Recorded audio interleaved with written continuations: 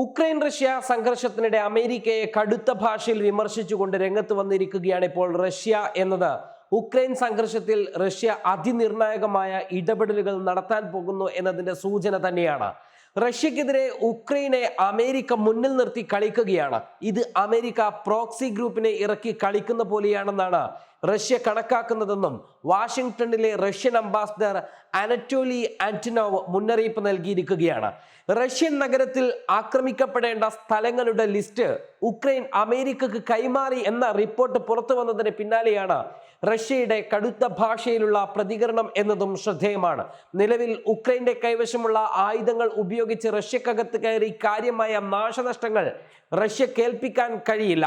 ഇതിന് സാധിക്കാത്തത് തങ്ങളുടെ മുൻനിര സൈനികരെ പ്രയാസപ്പെടുത്തുന്നു എന്നും അമേരിക്കയുടെയും പാശ്ചാത്യ രാജ്യങ്ങളുടെയും കൈവശമുള്ള അല്ലെങ്കിൽ അവർ നൽകിയ F-16 യുദ്ധവിമാനങ്ങൾ ഉൾപ്പെടെയുള്ള പ്രധാന ആയുധങ്ങൾ ഉപയോഗിച്ച് റഷ്യയെ ആക്രമിക്കുവാനുള്ള അനുവാദം വേണമെന്നും അതിന് പാശ്ചാത്യ രാജ്യങ്ങൾ തങ്ങൾക്കൊപ്പം നിൽക്കുന്ന രാജ്യങ്ങളുടെ പിന്തുണ വേണമെന്നുമാണ് ഉക്രൈനിയൻ പ്രസിഡന്റ് വ്ളാഡിമിർ സെലൻസ്കിയുടെ chief of staff Andriy Yermak, പ്രതിരോധ മന്ത്രി റസ്റ്റം ഉമേറോവ് എന്നിവർ ഉൾപ്പെടെയുള്ള കീവിൽ നിന്നുള്ള മുതിർന്ന ഉദ്യോഗസ്ഥർ അമേരിക്കയിലേക്ക് യാത്ര നടത്തിയതും യുദ്ധ പുരോഗതി അറിയിച്ച് ഈ ആവശ്യങ്ങൾ ഉന്നയിച്ചതും.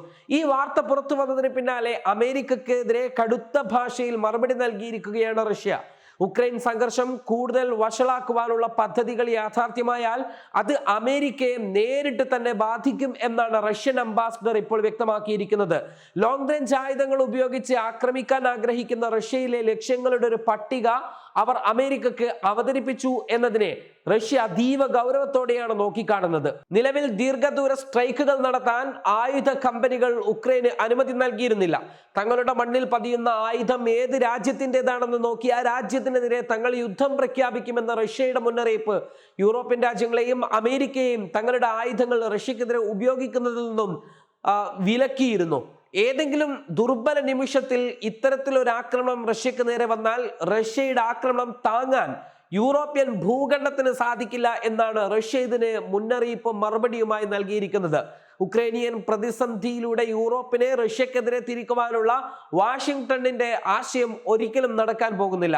നിലവിലെ സാഹചര്യം ഒരു ആഗോള സംഘടനത്തിലേക്ക് നീങ്ങുകയാണെങ്കിൽ അമേരിക്കക്ക് സമുദ്രത്തിന് കുറുകെ നീങ്ങാൻ കഴിയില്ല എന്നും റഷ്യൻ അംബാസഡർ പ്രതികരിച്ചു കഴിഞ്ഞു. ഉക്രൈൻ സംഘടനത്തെ റഷ്യക്കെതിരായ അമേരിക്കയുടെ നേതൃത്വത്തിലുള്ള പ്രോക്സി യുദ്ധമായാണ് മോസ്കോ കണക്കാക്കുന്നത്. അതിൽ ഉക്രൈനിയൻ സൈനികരെ പീരങ്കിയായി അമേരിക്ക ഉപയോഗിക്കുകയാണ്.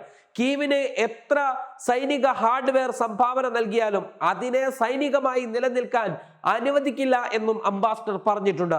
റഷ്യ അതിന്റെ സുരക്ഷയ്ക്കെതിരായ ഏത് വെല്ലുവിളികളെയും നേരിടുമെന്നും പ്രത്യേക സൈനിക നടപടിയുടെ ലക്ഷ്യങ്ങൾ പൂർണ്ണമായും നടപ്പിലാക്കും എന്നതിൽ ആർക്കും ഒരു സംശയം വേണ്ടാമെന്നും അദ്ദേഹം കൃത്യമായി പറഞ്ഞു വെച്ചിട്ടുണ്ട്. ഒപ്പം അമേരിക്കയും UK-യും ഫ്രാൻസും ഈ 3 രാജ്യങ്ങളുടെ ആയുധങ്ങളാണ് നിലവിൽ ഇപ്പോൾ ഉക്രൈൻ ഉപയോഗിച്ചു കൊണ്ടിരിക്കുന്നത്. ഒപ്പം നാറ്റോയുടെ കൈവശമുള്ള ആയുധങ്ങളുമുണ്ട്. ഈ ആയുധങ്ങൾ ഉപയോഗിക്കുന്നത് സൂക്ഷിച്ചു വേണമെന്നൊരു മുന്നറിയിപ്പ് കൂടി അംബാസഡർ ഈ രാജ്യങ്ങൾക്ക് നൽകിയിട്ടുണ്ട്. Waytonikah.com, the exclusive Muslim matrimonial site.